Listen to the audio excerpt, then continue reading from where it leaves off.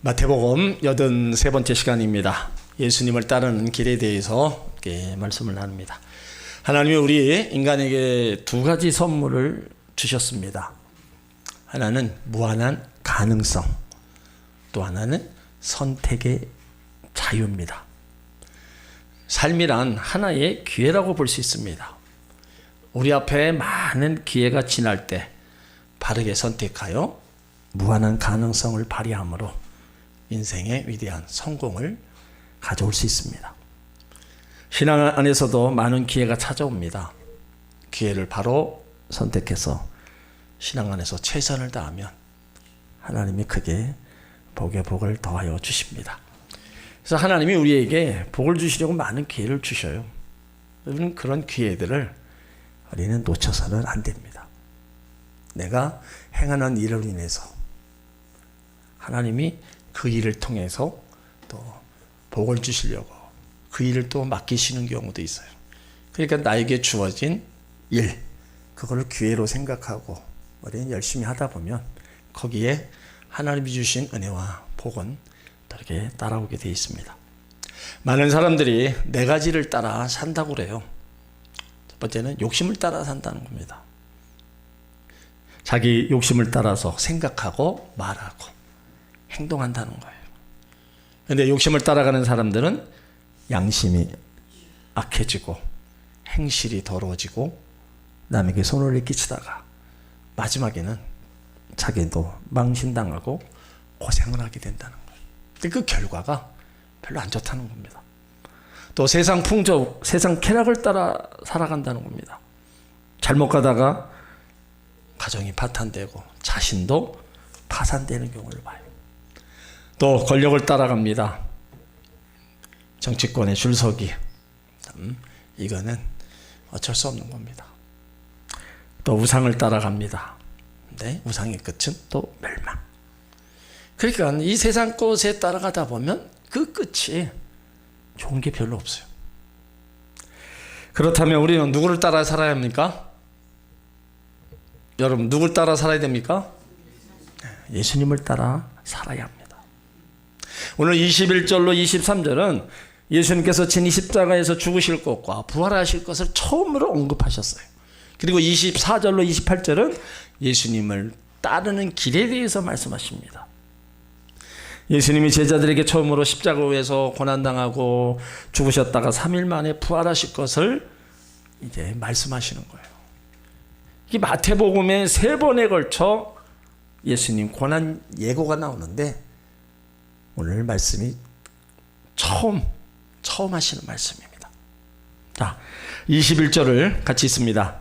이때로부터 예수 그리스도께서 자기가 예루살렘에 올라가 장로들과 대제사장들과 서기관들에게 많은 고난을 받고 죽임을 당하고 제3일에 살아날 것을 제자들에게 비로소 가르치시니. 자, 이때로부터는 베드로가 주는 그리스도시요 살아계신 하나님의 아들이다 고백을 하고 나서 예수님이 중요한 진리를 가르치신 겁니다. 그러니까 제자들의 올바른 신앙, 그것이 정립된 후에 말씀하시는 거예요. 베드로의 신앙 고백이 있기 전에는 십자가 고난 말씀하지 않으셨습니다. 근데 이제는 확실하게 예수님이 누구신가를 고백을 하니까 이제 말씀하시는 거예요. 그래서 예수님이 예루살렘에 올라가야 되겠다. 이 예루살렘은 거룩한 성, 큰 임금의 성으로 알려져 있습니다. 예루살렘은 본래 가나안 땅에 있던 밀로라는 작은 성읍이었습니다. 다윗이 즉위하여 헤브론에서 그 도읍지를 밀로, 즉 예루살렘으로 옮긴 후 평화의 성, 그것이 역사적 이름으로 나타나기 시작했어요. 다윗이 성벽을 쌓고 망대 탑까지 쌓았고 그리고 그 안에서 이제 자리 잡게 되었습니다. 그 예루살렘은 솔로몬 왕의 정치적 중심지가 되어 이스라엘 역사의 중심지가 되었습니다. 그 후 시스기야 왕 때 새롭게 확장되었고 바빌론 포로 70년 생활 중에 예루살렘 늘 마음의 고향, 영혼의 고향으로 그리워하며 살았습니다. 바벨론 포로 생활에서도 고향 예루살렘을 그리워하며 강변에 앉아 울었다 말하고 있어요. 그리고 그들이 포로에서 돌아온 후 예루살렘 성전은 느헤미야에 의해서 다시 재건됩니다.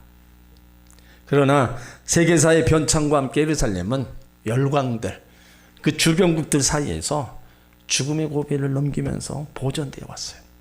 그러다가 예루살렘은 예수님을 죽인 선민의 죄값으로 주후 70년 디도 장군에 의해서 돌 하나에 돌 위에 하나도 남지 않고 완전히 멸망하고 맙니다. 그러다가 주후 136년 하드리안에 의해서 재건되었고 다시 637년 회교도의 손에 들어갔다가 1999년 십자가 원정으로 다시 찾았고 1577년 터키 사람들의 손에 넘어갔고 1917년 연합군의 점령하에 있다가 1948년 독립하여 이스라엘의 수도가 된 거예요. 그러니까 한마디로 역사상에 나타난 예루살렘은 정치, 종교, 문화와 역사 3000년의 기록을 가지고 있습니다. 대단한 거예요. 이제 예수님이 그 예루살렘에 바로 올라가시면서 말씀하시는 거예요. 내가 이제 얼마 후면 장로들과 대제사장들과 서기관들에게 붙잡히고 그들에게 많은 고난을 받겠다. 그리고 그들에 의해서 십자가 처형을 당하게 될 거다. 그리고 사흘 후에 다시 부활할 것이다. 그러니까 예수님은 제자들에게 자기가 누구인가를 확인시켜주고 계십니다. 왜 예수님께서 세상에 왔는지 가르치시기를 시작한 거예요. 그러니까 나는 십자가 지고 죽으러 왔다. 그거를 알려주는 겁니다. 십자가의 길, 외로운 길, 고통의 길. 그러니까 예수님이 이 땅에 오신 목적은 선한 일만 하기 위해서, 병자만 고치시기 위해서, 귀신을 쫓아내기 위해서 오신 게 아닙니다. 이 세상에 오신 진정한 목적이 우리 죄를 위하여 십자가에 못 박혀 죽는 데 있는 겁니다. 이제 그 사역을 이제 지금부터 시작하시는 거예요. 그러니까 본절은 간단한 절이지만 예수님께서 자신이 메시아로서 사명을 수행하는 결정적 과정들을 아주 정확하게 상세하게 설명을 해주고 있는 거예요. 그러니까 예루살렘에 올라가 이 장소를 말하고 계시는 거예요. 여기에 장로들, 대제사장, 서기관들, 예수를 반대하고 고난을 주는 사람들이 누구인가를 가르쳐주고 있습니다. 이 사람들은 사내들인 공회원들입니다. 당시 모든 법을 다루는 공회원이 한 71명이었어요. 그리고 고난받고 나서 그 다음 죽임을 당하고 제3일 만에 살아나리라 하나하나 상세하게 가르쳐주고 있는 거예요. 그런데 예수님께서 부활과 고난 예고하시는 것이 베드로의 신앙 고백 이후에 시작되었다는 겁니다. 여기에는요, 우리가 생각해 봐야 될 거 있어요. 알지 못하면 아무리 얘기를 해도 못 알아듣습니다. 못 알아들으면 깨닫지도 못하고 무지한 거예요. 이제 예수님에 대해서 누구인가를 알고 그런 부분들을 하나하나 이제 시간이 지나고 나서 이제 제자들에게 다 가르쳐 주는 거예요. 우리가 처음 예수 믿을 때는 아무것도 모른다고 그랬죠.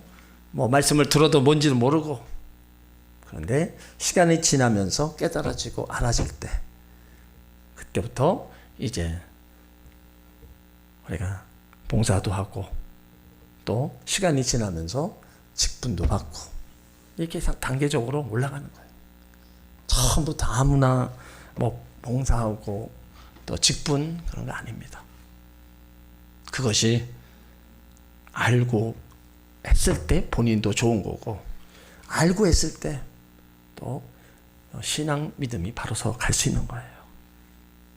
그러니까 참된 신앙 고백을 하는 사람에게 참된 사명을 위탁하시고 성숙한 믿음의 사람에게는 하나님의 깊은 진리를 보여주시는 겁니다. 십자가 사건과 부활 사건을 말씀하시는데도 이제 제자들은 예수님의 그 뜻을 깨닫지 못하고 있어요. 자, 그 중에 대표적인 사람이 또 베드로가 얘기합니다. 22절을 있습니다.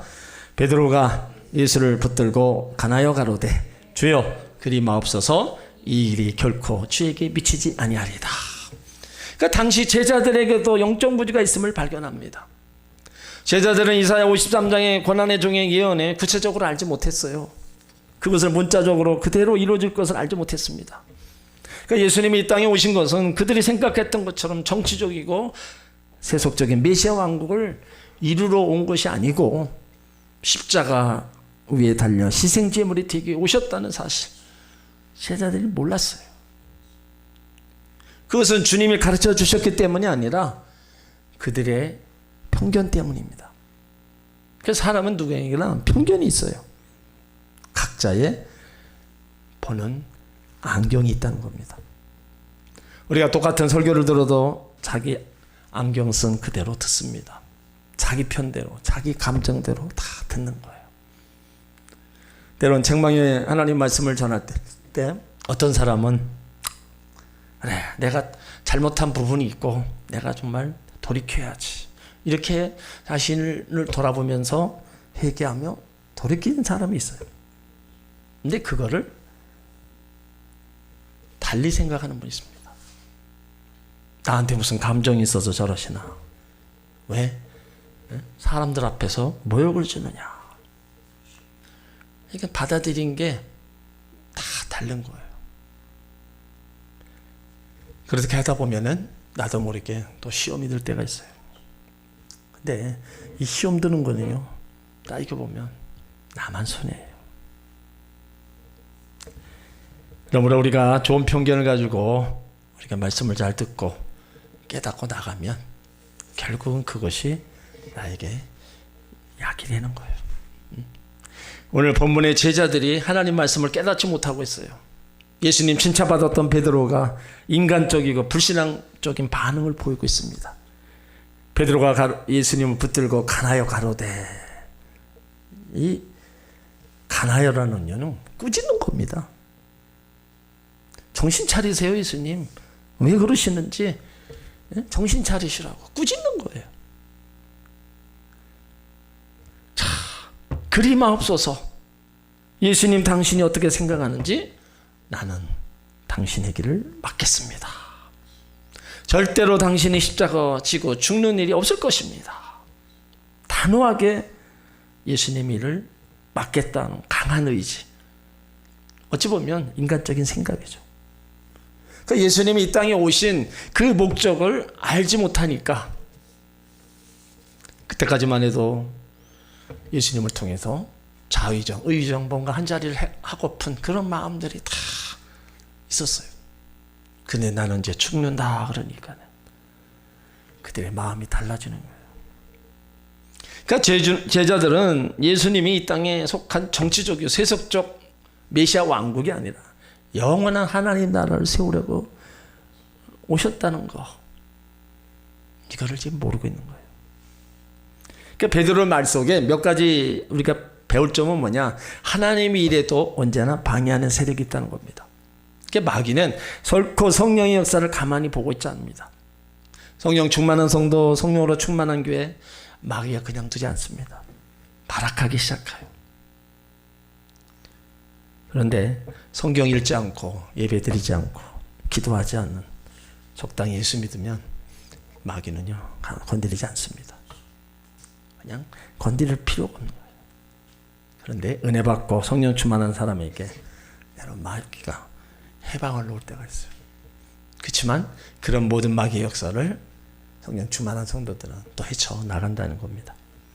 그리고 마귀는요 하나님을 직접 공격할 수 없기 때문에 하나님의 일을 하는 사람을 공격하는 겁니다. 그래서 마귀는 예배하는 사람, 기도하는 사람, 봉사하는 사람을 공격하는 거예요.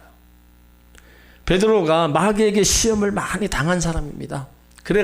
그래서 그가 베드로전서에 권면을 하는 거예요. 이 베드로전서 5장 8절로 9절이 그냥 베드로가 쓴 게 아닙니다. 베드로가 마귀의 시험을 많이 당했기 때문에 이건 안 되겠구나. 그래서 베드로 전서를 기록할 때 이 말씀을 여기다 기록해 놓은 거예요. 근신하라 깨어라 너희 대적 마귀가 우는 사자같이 두루다니며 삼킬 자를 찾나니 너희는 믿음을 굳게 하여 저를 대적하라. 이는 세상에 있는 너희 형제들도 동일한 고난을 당한 줄 알미니라. 원수 마귀가 두루다니면서 삼킬 자를 찾는다. 믿음이 연약한 자, 기도하고 하지 않는 자, 말씀 믿지 않는 자 두루다니며 찾다가 탁 하나님의 마귀가 공격한다는 거예요. 그러니까 믿음을 굳게 해요. 대적하라. 원수 마귀는 싸워서 이기는 겁니다. 피하는 게 아닙니다. 대적해서 싸워 이기라는 거예요. 그러면 왜 베드로가 이렇게 마귀에 넘어갔냐? 베드로는 자신이 예수님 보호자처럼 행동을 한 거예요. 이거는 나 아니면 안 된다. 오만 내가 제일이라는 교만 때문입니다. 그래서 23절을 보게 되면은 이제 예수님이 그 베드로의 그 모습을 탁 보시고 한 말씀 하시는 거예요. 자, 23절을 읽습니다. 예수께서 돌이키시며 베드로에게 이르시되 사단아 내 뒤로 물러가라. 너는 나를 넘어지게 하는 자로다. 내가 하나님의 일을 생각지 아니하고 도리어 사람의 일을 생각하는도다 하시고, 하나님의 일을 사람의 수단으로 해결했기 때문에 마귀에게 넘어간 겁니다. 예수님이 십자가에 죽으신 것과 또 십자가 지시는 것, 인간 구원을 위한 하나님의 섭리고 방법입니다. 그런데 베드로는 인간적인 수단으로 막고 있다고 생각하는 거예요. 우리는 분명히 알아야 됩니다. 하나님께서 하시고자 하는 일은 어떤 일도 막지 못한다는 사실입니다. 하나님의 일은 하나님의 방법대로 되는 것이 되는 거예요. 사람의 수단으로 되는 게 아닙니다. 그래서 예수님은 베드로에게 사단아 내 뒤로 물러가라. 너는 나를 넘어지게 하는 자다. 책망하시는 겁니다. 여기 사단이라고 말씀하는 건 베드로가 사탄이라는 뜻이 아닙니다. 베드로는 교묘하게 이용하여 충동질하고 속이고 파괴하며 예수님의 일을 방해하려는 그 숨어있는 사단의 세력을 보시고 꾸짖는 거예요. 그러니까 마귀는 양의 가죽을 쓰고 나타나는 겁니다. 마귀는 뿔을 달고 오지 않습니다. 나는 마귀다 하면서 오는 마귀 하나도 없어요. 가장 교활하게 천사의 옷을 입고 온다는 거예요. 그러니까 우리가 깨어있지 않으면 꼼짝없이 넘어가는 거예요. 여기 베드로에게 세 가지 책망했죠. 사단아 내 뒤로 물러가라. 이렇게 예수님 붙들고 간하고 가로막는 베드로 자신이 아니라 사단에게 이용되어 있는 것을 알았기 때문입니다. 사단이 베드로라는 가장 가까운 제자를 이용하여 예수님을 넘어뜨리려고 한 거예요. 사단은 예수님 공생의 초기에 고난 없는 영광과 왕권을 주겠다고 했는데 지금 또 가로막고 있는 겁니다. 그러니까 이 사단의 진정한 공격, 우리가 죽을 때까지 계속되고, 그렇기 때문에 우리가 끊임없이 주님 앞에 우리가 기도하며 또 주님을 의지하며 우리가 나가야 된다는 거예요. 이 공격은 언제 어느 때 우리 가운데 임할지 모릅니다. 그러니까 늘 깨어서 기도하고 깨어서 신앙생활하라. 그것이 원수 마귀가 호시탐탐 우리를 노리고 있기 때문에 그런 거예요. 그리고 사단은 언제나 예수님보다 앞서려고 한다는 겁니다. 나의 생각, 판단, 나의 중요한 것들을 중요하게, 내 생각을 중요하게 생각을 해요. 그러다 보니까 사단의 종로도 하기 쉽다는 겁니다. 우리가 봉사할 때, 헌신할 때도 예수님보다 앞서면 안 됩니다. 그래서 하나님이 시키시는 대로 순종하는 것이 헌신이고 봉사라는 거예요. 그리고 베드로 너는 나를 넘어지게 하는 자다. 장애물이라는 뜻이에요. 베드로를 통하여 교묘하게 덫을 놓고 있었던 게 사단의 계략이에요. 길 한가운데 놓은 걸림돌처럼 거기에 걸려지게 하도록 바로 작용하는 거예요. 그러니까 우리 이 사단이 하는 일은 선한 일, 좋은 일은 아무것도 없는 거예요. 어떻게 하면 가정, 개인, 교회 무너뜨리려고 하고 그 하는 일을 방해하려고 하는 그런 원수마귀, 이런 것들을 우리가 밥이 되고 내가 넘어가서는 안 된다는 겁니다. 그러니까 철저하게 기도할 때 여러분 예수 이름으로 선포하며 기도하셔야 돼요. 가정의 역사는 원수마귀 예수 이름으로 떠나갈지어다. 자녀들에게 역사는 원수마귀 예수 이름으로 떠나갈지어다. 그게 기도하는 어머니들의 기도, 또 하는 일, 형제들 다 똑같습니다. 그래서 한 날 한 날 그날 기도가 그날이 하나님이 지켜주시는 은혜가 있다는 거예요. 그리고 베드로는 하나님의 일을 생각지 않냐고 사람의 일을 생각했다는 거예요. 그러니까 사탄은 하나님의 영광보다는 사람의 체면을 중요하다고 생각합니다. 하나님을 기쁘시게 하는 일보다 사람을 기쁘시게 하는 일이 우선이라는 거예요. 응? 그러면 이 사탄의 유기에서 벗어나는 길이 뭐냐? 바로 예수님을 따르는 길이라는 거예요. 다른 길이 없다는 거예요. 그래서 24절에 예수님이 그 말씀을 하고 계시는 겁니다. 자, 24절을 있습니다. 이에 예수께서 제자들에게 이르시되 아무든지 나를 따라오려거든 자기를 부인하고 자기 십자가 지고 나를 쫓을 것이니라. 여기 세 가지, 자기를 부인하고 자기 십자가 지고 예수님을 따르라는 거예요. 그러니까 자기를 부인하라. 자기 부인이 뭐예요? 바클레이 신학자는 자기를 부정하는 것은 곧 하나님을 긍정하는 것이다 그랬어요. 그러니까 내 뜻보다 하나님의 뜻을, 내 유익보다 하나님의 유익을 따르는 거를, 자기 중심의 신앙을 버리고 주의 뜻을 생활의 원리와 그 이상으로 삼는 겁니다. 우리는 자기를 부정하든지 아니면 주를 부정하든지 그렇게 되어 있습니다. 그래서 우리 지식, 판단, 경험이 살아있으면 주님의 뜻을 부정할 수밖에 없습니다. 자신의 경험, 자신의 지식을 믿느라고 주님과의 말씀, 그 능력은 믿을 수가 없는 거예요. 따라서 부단한 자기 부정이야말로 하나님의 긍정이 되는 겁니다. 자기를 부인하라. 자기 주장, 고집 다 버리라는 거예요. 그러니까 부인, 자기와 관계된 그런 것들을 단절하는 거예요. 그러니까 우리가 예수 믿고 버려야 될 거, 옛 습관들 많이 있죠. 근데 이런 것들을 어떻게 해요? 버리라고 얘기하고 있어요. 그래서 에베소 4장 22절에 보면 너희는 유혹의 욕심을 따라 썩어져가는 구습, 바로 옛사람을 벗어버리고 오직 심령으로 새롭게 되어 하나님을 따라 의와 진리의 거룩함으로 지으심을 받은 새 사람을 입어라. 그러니까 자기를 부인하는 것은 자기 안에 썩어져가는 구습을 쫓는 옛사람, 그걸 버리라는 거예요. 그러니까 옛사람이 내 안에 경험하는 거, 옛사람이 죽지 않고 새 사람으로 거듭날 수가 없는 거예요. 옛사람, 내 안에 있는 교만, 욕심, 탐심, 거짓, 이런 것들을 다 우리가 버려야 된다는 거예요. 근데 이게 버리기가 참 쉽지가 않아요. 그래도 어떻게 해요? 버리려고 내 옛 모습을 자꾸 버리고 거룩한 백성으로 내가 새 사람을 입은 성도로 우리가 살아가기를 힘쓰고 애써야 된다는 거예요. 하나님을 나의 주인으로 모시고 하나님의 다스림과 통치를 받는 삶, 바로 자기를 부인하는 삶입니다. 나를 부인하고 내 십자가 지고 생명을 완전히 우리 하나님께 맡길 때 위대한 하나님의 역사는 우리 가운데 일어나는 겁니다. 또 예수님을 따르는 길이 십자가 지는 것이라고 그랬잖아요. 자기 십자가, 예수님이 죄인들의 받아야 할 죄의 대가, 사망의 십자가를 지고 가시면서 바로 십자가가 자기 십자가라고 했어요. 그럼 우리에게도 자기 십자가를 지고 따라오라는 거예요.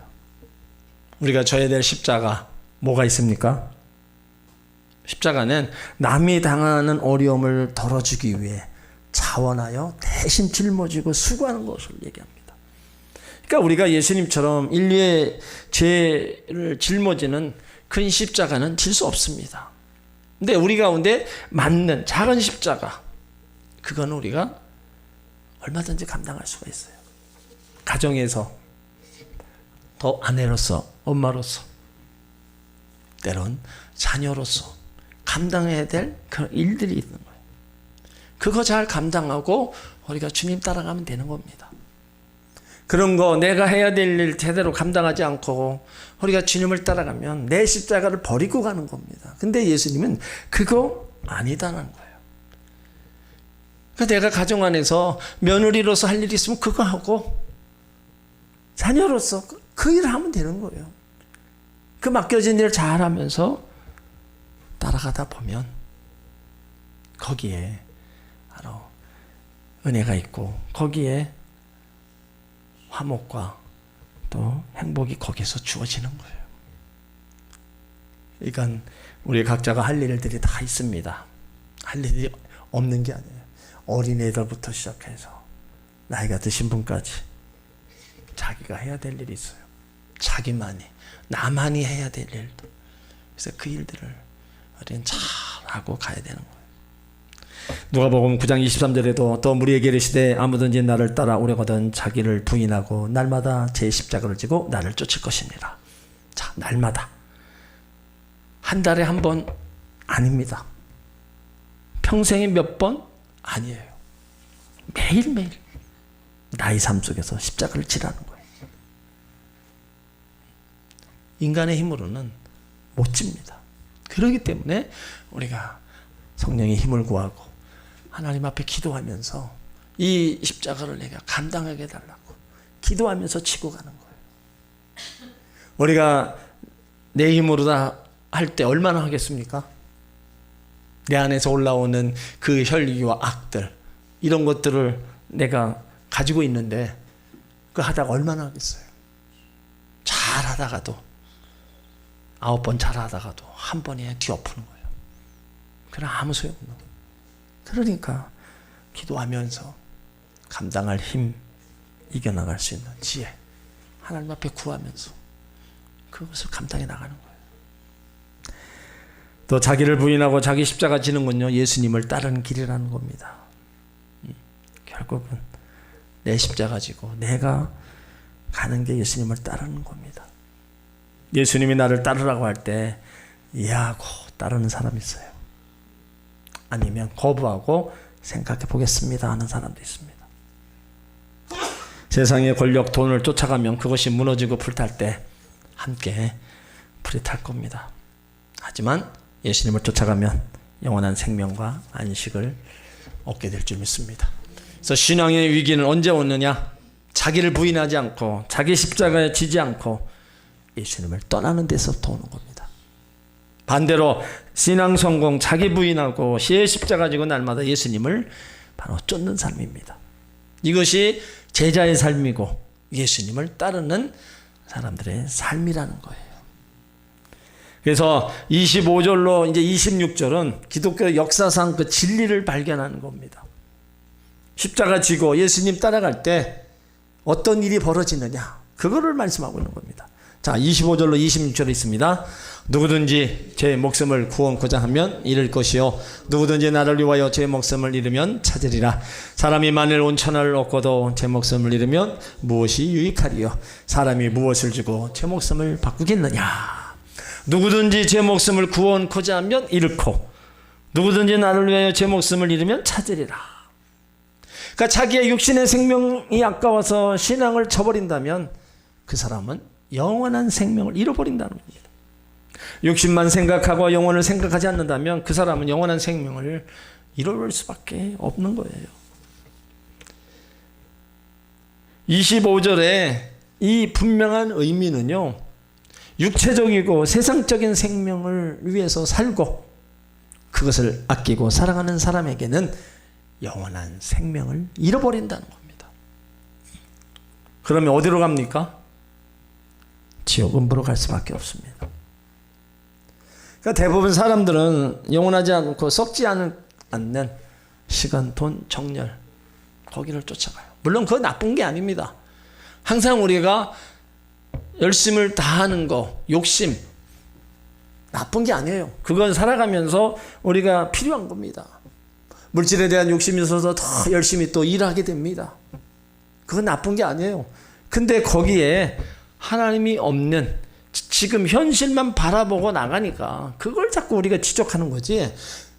물질로 인해서 우리가 많이 얻고 부하고 우리가 기름지고 윤택한 삶을 살아가는 건 하나님이 주신 은혜와 복이에요. 근데 그것 가지고만은 안 된다는 거죠. 거기에 그렇게 환경, 여건, 은혜와 복을 주신 분이 누구인가를 알고 그 분을 믿고 따라가라는 얘기입니다. 또 사람들이 존귀와 인기를 얻기 위해서 좀 더 편안하고 좀 더 안전하게 좀 더 부유하게 살기를 원하죠. 그래서 권력과 쾌락을 위해서라면 무슨 대가를 치러 얻으려고 합니다. 근데 이것이 바로 육체적 삶이에요. 때론 그것이 인생의 전부라고 생각합니다. 우리가 누가복음 15장 부자와 나사로의 비유를 보면 그 부자가 바로 육체적이고 세상적 생명을 살다 간 사람들입니다. 그가 죽어서 음부에 떨어져 물 한 방울을 그리워할 정도로 애통하는 자가 되었어요. 그러나 나사로는 현세적인 것에 투자한 자가 아니라 저 영원한 하나님 나라를 소망하며 살아간 자입니다. 그러니까 우리가 이 땅에서 주신 복을 누리면서 살고 또 한편으로는 저 하나님 나라를 소망하며 살아가는 것, 이 삶을 우리가 살아가야 된다는 거예요. 그냥 여기 것만 우리가 투자하고 여기 것만 붙잡으려고 하는 그런 어리석음이 있어서는 안 된다는 겁니다. 우리 겉사람은 병들고 늙고 소모되어가는 존재입니다. 그래서 겉사람은 후패한다. 예수님은 여기에 너무 관심을 많이 갖지 말라고 당부하고 있는 거예요. 그런데 우리 속사람은 날마다 새로워지는 겁니다. 우리 안에 말씀과 성령으로 우리 안에 들어오고 우리 안에 예수 그리스도로 말미암아 기쁨과 평화가 넘치는 것. 이게 우리가 바로 심령천국을 또 맛보는 거예요. 또 우리는 보이지 않는 것은 잠깐이고 보이지 않는 것은 영원하다 그랬습니다. 영원한 것. 그것을 우리가 추구하고 그것을 위해 달려가야 된다는 거예요. 오늘 예수님이 사람이 무엇을 주고 제 목숨을 바꾸겠느냐? 돈으로 권력으로 아니면 출세한 자식이 생명을 책임져 줄 수 없어요. 우리 생명은 오직 예수님만이 책임져 주십니다. 다 잃어버려도 예수님만 꼭 붙잡고 계시면 그 안에서 모든 것이 회복되는 줄 믿으시길 바랍니다. 이제 28절로 이제 중요한 또 예언을 또 말씀하십니다. 27절, 28절을 있습니다. 인자가 아버지의 영광으로 그 천사들과 함께 오리니 그때 각 사람의 행한 대로 갚으리라. 진실로 너희에게 이르노니 여기 섰는 사람 중에 죽기 전에 인자가 왕권을 가지고 오는 것을 볼 자들도 있느니라. 자, 마지막 때 이 땅에 심판주로 오시겠다는 거예요. 예수님 분명히 다시 오십니다. 도적같이 오신다 그랬어요. 그러니까 우리 모두 신앙인들은 예수님이 오늘 오시는 것처럼 살아야 된다는 거예요. 오늘 밤에 오실지 내일 아침에 오실지 몰라요. 그러나 언제 오시더라도 우리는 준비하고 있어야 돼요. 미련한 다섯 처녀, 슬기로운 다섯 처녀, 지혜로운 다섯 처녀, 기름 준비하고 미련한 다섯 처녀, 기름 준비하는 것. 네 10명이 5명, 미련한 사람은 예수 안 믿는 사람, 지혜로운 다섯 처녀 예수 믿는 사람이 아니에요. 똑같이 예수 믿는 사람 중에 기름 준비한 사람이 있고 기름 준비하지 아니한 사람이 있다는 거예요. 그러니까 인자가 아버지 영광 가운데 오리라. 그러니까 하나님의 약속의 말씀은 다 실현됐어요. 탄생부터 고난, 죽음, 부활 다 됐습니다. 이제 남은 게 뭐예요? 재림만 남은 거예요. 그런 앞에 4가지가 이루어졌으면 이 5번째 재림이 안 이루어지겠어요? 이루어져요. 언젠지 모르지만 분명히 이루어지는 겁니다. 예수님 다시 오시면 무슨 일이 일어나느냐? 27절에 보면 그때에 각 사람의 행한 대로 갚으리라. 자, 각 사람의 행한 대로 우리가 이 땅에서 선악간에 행한 대로 다 갚은다. 그러면 갚아준다는데 이왕이면 어떻게 해요? 선을 행해야 돼요. 이왕 악을 행해서 악을 행한 그 값을 받으면 안 되잖아요. 할 수 있으면 선을 행해서 그 선한 행한 대로 우리가 받아야 되는 겁니다. 그러니까 우리가 믿음 안에서 정말 바르게 살려고 노력을 해야 돼요.